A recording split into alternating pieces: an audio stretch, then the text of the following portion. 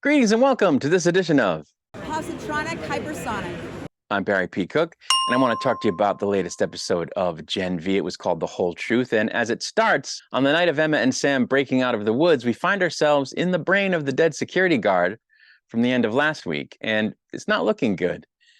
Indira and a guard are surveying the damage done in the forest by Sam's escape and Emma's activities, and in the process, Indira finds Emma's tiny sneaker. Andre, Jordan, Kate, and Marie are trying to figure out what to do, but they can't seem to agree on a course forward, while they do all realize that the forest is a thing. Meanwhile, Sam and Emma have taken refuge in an abandoned drive-in, and Sam tells Emma that he thinks the only person who can help him is Luke, at which point Emma has to tell him that he's deceased, which Sam doesn't take very well. The next day, a powered God U graduate called Tech Knight begins making a documentary about what happened with Luke, but takes a break to meet with Indira. Apparently, he's in on the whole thing, and his documentary will serve as nothing more than a vehicle to blame a patsy to keep the secret of the woods. Andre tells Kate that his dad knows about everything and that now he's lost respect for him. Marie goes to visit a student named Rufus who has psychic powers for help finding Emma, and he's a bit of a creep. So Emma wakes up on his couch back in his place after he put the whammy on her. Please explain to me the scientific nature of the whammy. And took her there and stripped down to just a robe, at which point Marie takes defensive action to keep him from doing anything to her in the form of using her blood powers to seriously engorge little Rufus to the point that it explodes violently.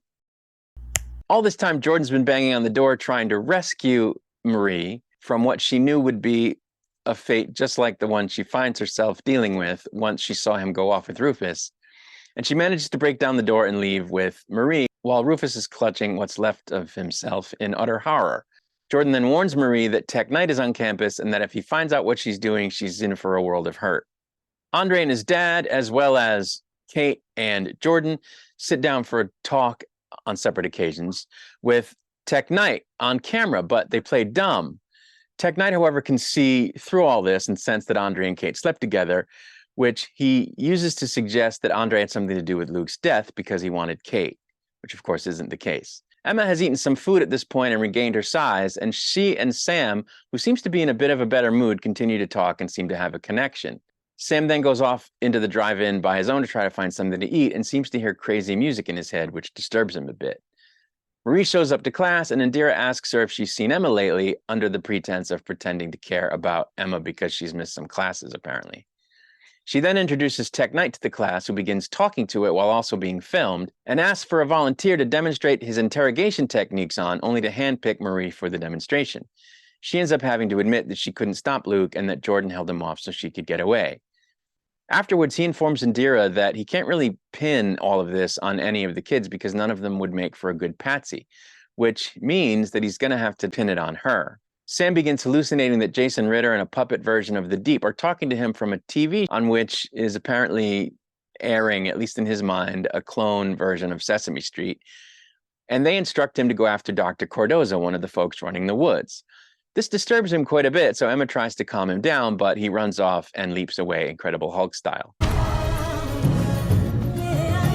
A quite pissed off Andre goes to see his father's bronze statue on campus and uses his metal powers on it, Cutting your head. at which point he's comforted by Kate. Jordan confronts Marie about blurting out the truth, and they have a little conversation before Jordan turns into his male self and they start to get it on, at which point Emma bursts in to tell them that they need to stop Sam from hurting Dr. Cardoza. Tech Knight goes to visit Indira at her behest in the actual woods. She tells him that she knows that he has a brain tumor that's fatal and that he's also, as a result of having the brain tumor, developed a proclivity for fornicating with all manner of inanimate objects, which she knows because she has video footage of it, that she threatens to release if he doesn't back off of the folks there at God U, which he promptly does. Dr. Cardoza arrives at home to find his family being menaced by Sam. Fortunately, Andre shows up with Marie, Emma, and Kate, but Sam begins wailing on Andre with his super strength, at which point Marie grabs him with some blood ropes, I guess you could say, but he's able to break out of them and get into some fisticuffs with Jordan, while Emma eats a bunch of food off the table nearby, making her giant and also naked, before she's able to pin Sam to the ground. She and Marie then assure Sam that he's going to be okay and that they're going to straighten everything out, just before the camera cuts away and we see Marie wake up in bed with female Jordan. The episode then ends with a scene of Tech Knight climbing on a bucket in a bathroom so that he can get intimate with a wall hand dryer. So I really like this episode, just as I liked the first 3 episodes. I think this is a very good show. I think it's even better than The Boys because, you know, as I was saying before, the story is very cohesive and unidirectional, which means that everybody's pulling in the same direction and there aren't all these sort of side plots that make it complicated. Not to say that complicated is bad. I like The Boys very much. It's complex and it's good in its complexity, but I like this even better than that because it's a very clear plot with a very clear, you know, point by point progression in a certain direction. And I don't know, I just find that more engaging and better. The heroes, as I mentioned in my last review, are all good people, which can't be said about either the public-facing fake heroes on The Boys or the characters who are supposed to be the heroes, you know, the anti-supes.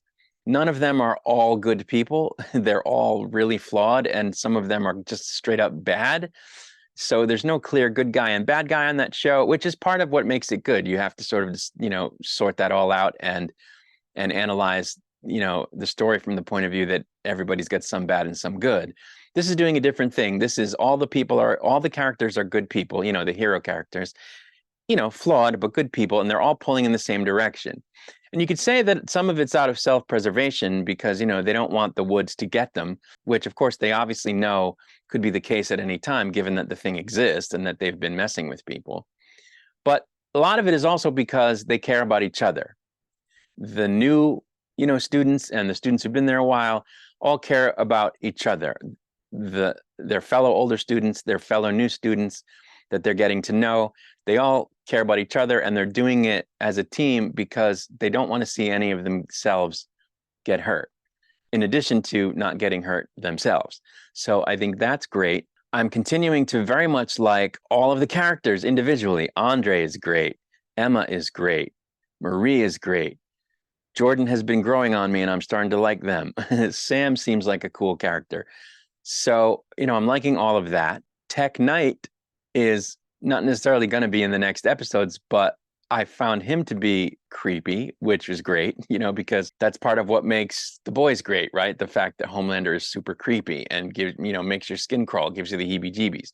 It's different on The Boys because Homelander can also rip your head off, which Tech Knight can't do, but still, he's very creepy and you makes your skin crawl, and it's great. It's a great part of the story. So I like that as well. And I'm just looking forward to where they take it. I'm liking it even more than I like The Boys, as I said, so I'm enjoying it. And that's really all there is to say.